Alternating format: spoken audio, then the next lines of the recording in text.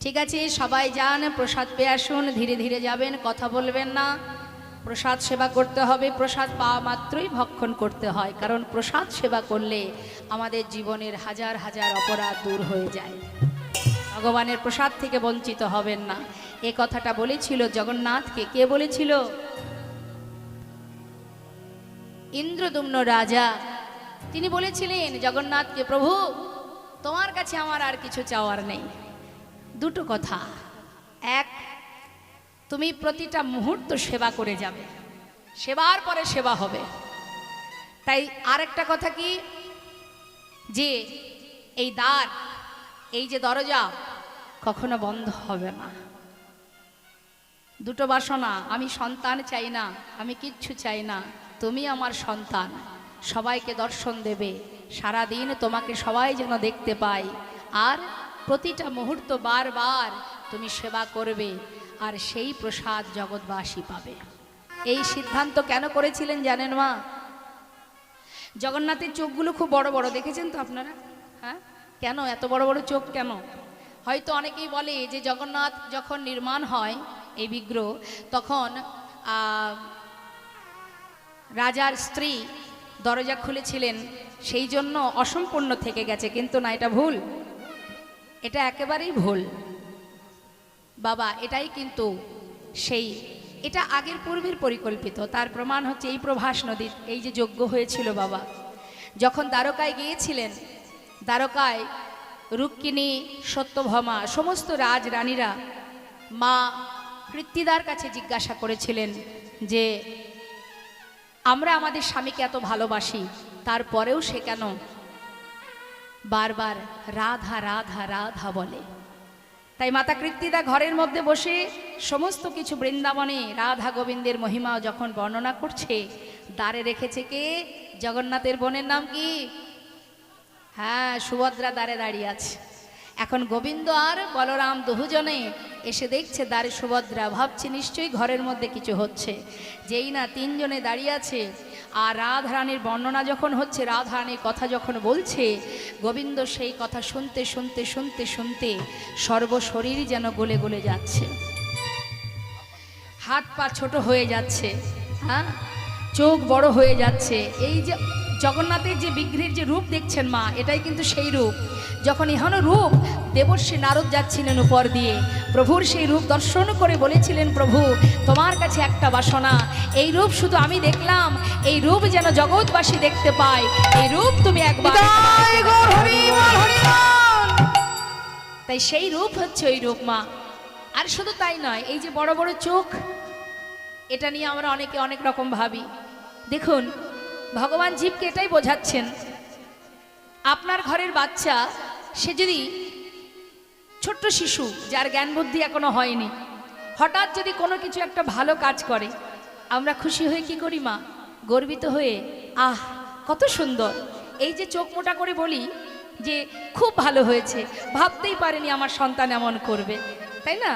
এই যে খুশি হয়ে, এত ভালো, খুব ভালো। এই যে চোখ মোটা হয়ে, বাচ্চা হয়তো ছোট কিছু করেছে, আপনি খুশি হয়ে তার মনকে সন্তুষ্ট করার জন্য আপনি যে চোখ মোটা করে খুব খুশি হলেন বা তাকে বোঝালেন।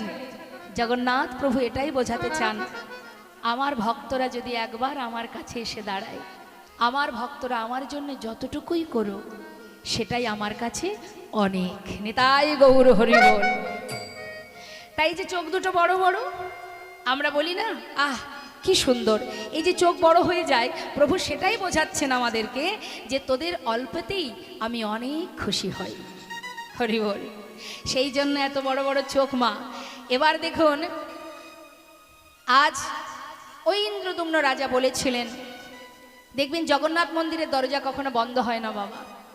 রাত্রে মাত্র 2 ঘন্টা দরজাটা বন্ধ থাকে। কেন থাকে? সারাদিন বিশ্ববাসী জগৎবাসী তাকে দর্শন করে, দরজা খোলাই থাকে। আর ওই যে 2 ঘন্টা দরজা বন্ধ হয়, তখন কারা আসে? সমস্ত স্বর্গের দেবদেবীরা যারা জগন্নাথ দর্শনে আসে। ওই 2 ঘন্টা পর আবার দরজা খুলে দেওয়া হয়। তোমা শুধু এটাই কারণ নয়, আর ওই যে প্রসাদ বলেছিলেন ইন্দ্রদুম্ন রাজা, হে প্রভু, ঘোর কলিযুগ, জীব ভজনের পথে যেতে পারবে না। একটু যদি ভজন করে কলি তার এসে চেপে বসবে। দেখবেন মা, হরিনাম শুনতে বসলে অনেকের ঘুম পায় না? সারাদিন তো ভগবানের নাম হয় না, একটু কীর্তন শুনতে বসলেও দেখবেন ঝিমায় অনেক। এটা কলির প্রভাব। মালা জপ করতে করতে 16 মালা বাদ দিন, 4 মালা করতে গেলেও এটা কলির ধর্ম, কলির কাজ। তার মানে এটা ঘোর কলি। তো প্রতিটা মুহূর্ত ধর্মে আপনাকে বিঘ্ন ঘটাবে। তাই তো রাজা বললেন, প্রভু এদের ভজন সাধন কি হবে না হবে জানি না, অন্তত তোমার প্রসাদ সেবা যদি করতে পারে, তাদের হাজার পাপ দূরীভূত করে তোমার চরণ যেন লাভ করতে পারে, এটাই তোমার কাছে আমার কামনা। নিতাই গৌর হরিবল হরিবল। সেই জন্য প্রসাদ থেকে কখনো বঞ্চিত হবেন না। প্রসাদ পাবেন, এখনো যেতে পারেন, প্রসাদ পেতে পারেন, শুরু হয়ে গেছে, প্রসাদ দেওয়া যাবে না। তো আজ একবার সবাই মিলে রাধা নাম গাইব। দুহাত তুলে দেখি একবার, হাত আছে কার কার? সবারই আছে না? হ্যাঁ, এটা না বললে তুলতো না কেউ। তুলেছেন সবাই? রাধে রাধে। ওমা একটু হাতটা তুলতে হবে, পুরোটাই তুলুন। রাধে রাধে রাধে রাধে রাধে রাধে বল, রাধে রাধে রাধে রাধে রাধে রাধে বল বল, রাধে রাধে রাধে রাধে রাধে রাধে বল, রাধে রাধে রাধে রাধে রাধে রাধে রাধে বল, রাধে রাধে রাধে রাধে রাধে রাধে রাধে রাধে বল, রাধে রাধে রাধে রাধে রাধে রাধে বল, बोलो राधे राधे, बोलो राधे राधे राधे राधे राधे राधे बोल, राधे राधे राधे राधे राधे राधे बोल। বৃন্দাবন কি, সবাই মিলে একবার রাধে রাধে বলবেন। হ্যাঁ, জোরে জোরে। বৃন্দাবন কি, যমুনা মাই की, राधा कुंड की, श्याम कुंड की, गोविंद कुंड की, विलासवन की, मधुबन की, भंडीवन की, केशी घाट की, बंशीवन की, मोहनवन की, माधवी वन की, लौहवन की, तम्रवन की, कमाल वन की, निधुवन की, आगे पीछे दाहिने बाएं, बोल बोल में ऊपर नीचे, बोलो राधे राधे राधे राधे राधे राधे बोल, राधे राधे राधे राधे राधे राधे बोल, बोलो राधे राधे राधे राधे राधे राधे बोल, राधे राधे राधे राधे राधे राधे बोल, राधे राधे राधे राधे राधे राधे बोल, राधे राधे राधे राधे राधे राधे बोल, बोलो राधे राधे राधे राधे राधे बोल, राधे राधे राधे राधे राधे राधे बोल, राधे राधे राधे राधे राधे राधे बोल, राधे राधे राधे राधे राधे राधे बोल। রাধা রানী কি, যে নামে আমার গোবিন্দ পাগল। যখন বিনাতে রাধা নাম হচ্ছে, ভগবান কৃষ্ণ সেই রাধা নাম শুনতে পেলেন। শোনা মাত্রই সিংহাসন পরিত্যাগ করে পাগলের ন্যায় ছুটতে ছুটতে প্রাসাদ থেকে নিচে নেমে এসেছে। ওরে কে শোনালো রে রাধা নাম, কে শোনালো রে, কে শোনালো রে রাধা নাম, কে শোনালো রে, এই রাধা নাম কে শোনালো রে, রাধা নাম কে শোনালো রে, এই নাম কে শোনালো রে রাধা নাম, কে শোনালো রে,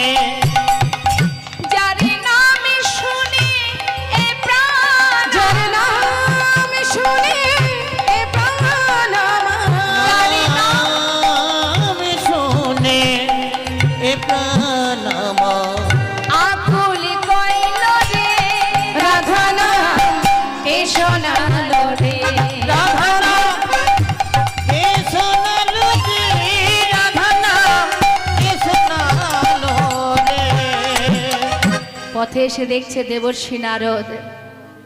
প্রণাম জানিয়ে জিজ্ঞাসা করলেন, মুনিবর, আমি বুঝতে পেরেছি তুমি বৃন্দাবন থেকে এসেছো। সসম্মানে তাকে ভিতরে নিয়ে আসন পেতে বসতে দিলেন। মহারাজ, আজ আপনাকে দেখে আমার বড় কষ্ট হচ্ছে মহারাজ। কেন? আমার বৃন্দাবনে মা যশোমতী, সখাগণ, ব্রজবাসী, ব্রজবাসিনী, তারা সবাই কেমন আছে? বলো বলো দেবর্ষি, তারা কুশলে আছে তো? মহারাজ, তাদের কথা বাদ দিন, তারা কেমন আছে না আছে সে কথা বাদ দিলাম। আমি তো অবাক হয়ে যাচ্ছি মহারাজ আপনার কথা ভেবে।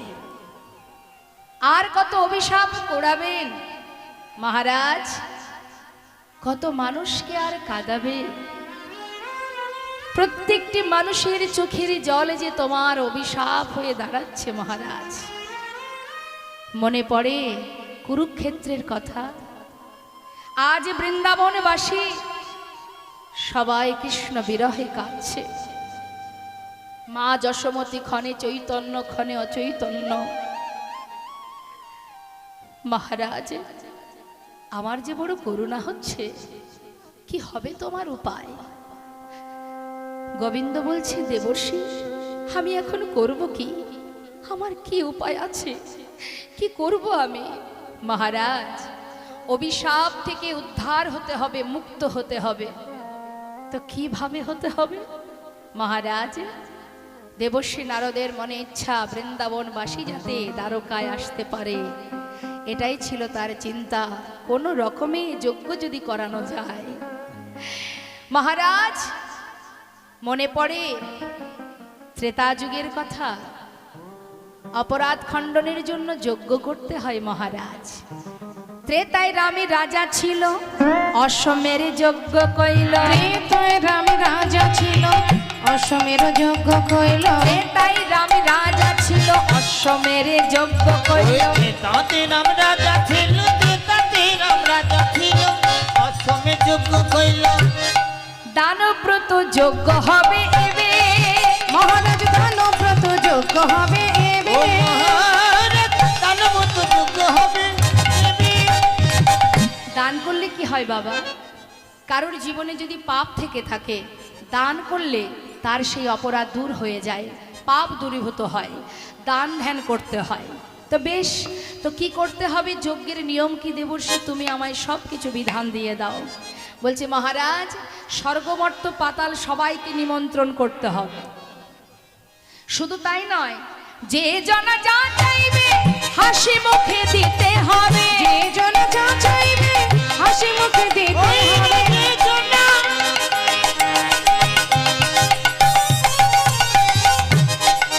ওই যে জনা যা চাইবে হাসি মুখে দিতে হবে।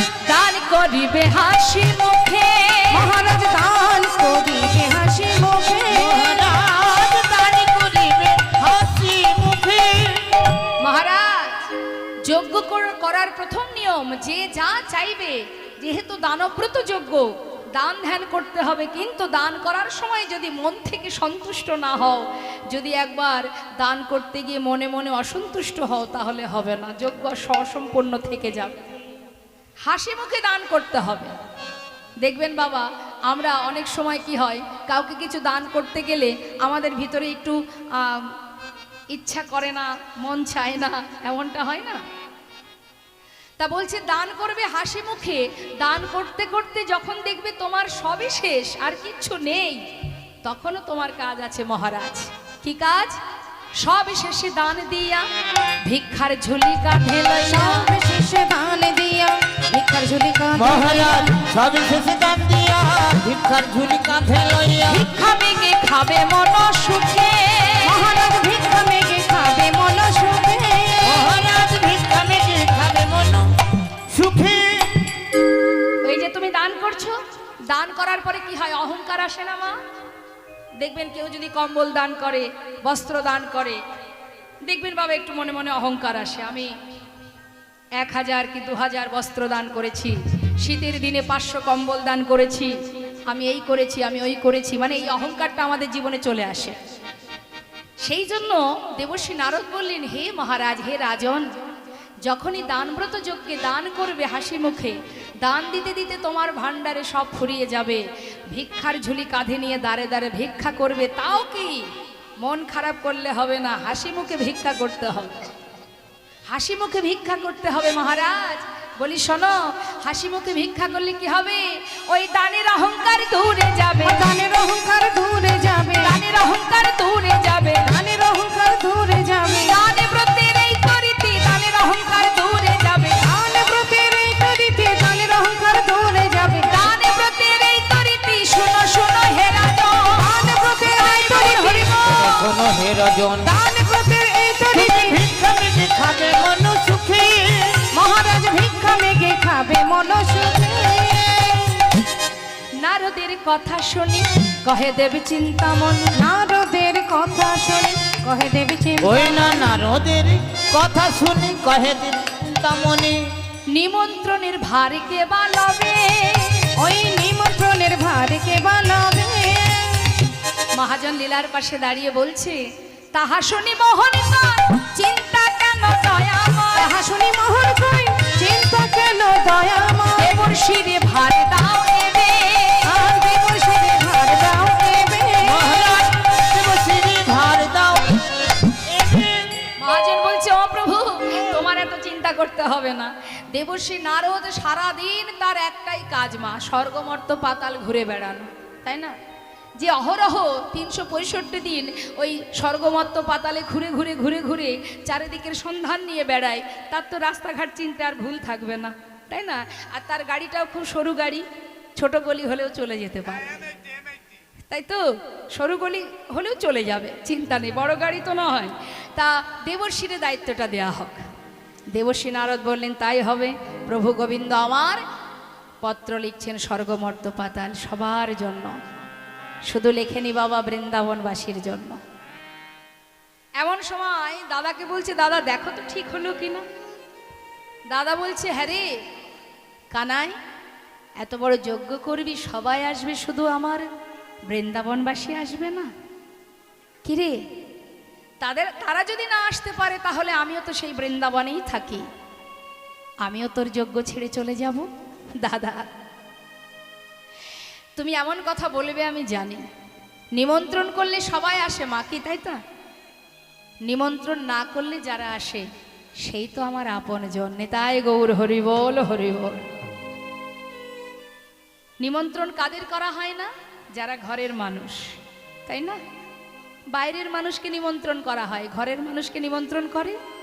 তা বৃন্দাবনবাসী যদি আমায় ভালোই বাসবে, আমি তো তাদের নিমন্ত্রণ করব না দাদা। আমি দেখতে চাই বিনা নিমন্ত্রণে কে আসে আমার কাছে, তবেই তো আমি বুঝবো যে তারা আমাকে কত ভালোবাসে। হরি বল হরি বল। দেবর্ষী নারদ স্বর্গমর্ত পাতাল সব সর্বত্রে নিমন্ত্রণ করে হঠাৎ চিন্তা করছে, নিমন্ত্রণের পত্র না হয় প্রভু দেননি, খবর দিতে তো আর বাধা নেই, যায় বার্তাটা অন্তত বৃন্দাবনে দিয়ে আসে। দেরি না করে বিনাতে গান প্রভুর নাম করতে করতে এসে পৌঁছালেন বৃন্দাবনে। আসা মাত্রই মা যশোমতী ক্ষণে চৈতন্য ক্ষণে অচৈতন্য, প্রভু দেবর্ষী নারদের রুনুঝুনু নুপুরের শব্দ পেয়ে মা আমার হঠাৎ যেন তার মনে হলো, এমন করে রুনুঝুনু শব্দ, তবে কি আমার গোপাল এলো? মা, মা কে? তুই কি আমার গোপাল? মা, আমি গোপাল নই গো, আমি দেবর্ষী। তোমার গোপাল যেখানে আছে আমি সেখান থেকেই এসেছি, আমি তার বার্তা এনেছি। ও কি বার্তা? তোমার ছেলে গো মা, আমাদের প্রভু আর দাদা বলরাম দুজনে প্রভাস নদীর তীরে বিশাল যজ্ঞ করবে। মা, আমি এসেছি সেই কারণে এই বার্তা দিতে, আর দেরি করো না, শীঘ্রই যাত্রা করো। মা আমার সন্তানের জন্য কাঁদতে কাঁদতে বাবা চোখে ভালো দেখতেও পান না। যেই না খবর পেয়েছে যে কানাই বলাই দুজনে যজ্ঞ করছে, মায়ের মনে বড় আশা। মা ব্রজবাসীর কাছ হতে ক্ষীর ননি মাখন চেয়ে তাদের কাছ থেকে একটু একটু করে চেয়ে নিয়ে আজ আর তার ক্ষমতা নেই সন্তানের জন্য ননি মাখন তৈরি করবে, তাই ব্রজবাসীর কাছ থেকে ননি মাখন চেয়ে নিয়ে চলেছে বৃন্দাবনে। সবাই যাচ্ছে বৃন্দাবনবাসী, এদিকে রাধা রানী তাকে খবর দিচ্ছে ললিতা বিশাখা, রাধে রাধে ওঠ ওঠ রাই ওঠ, শিগগিরই আয়, ওই দেখ দেবর্ষি এসেছে দ্বারকা থেকে, তোর বধূ কেমন আছে চল একবার জেনে আসি।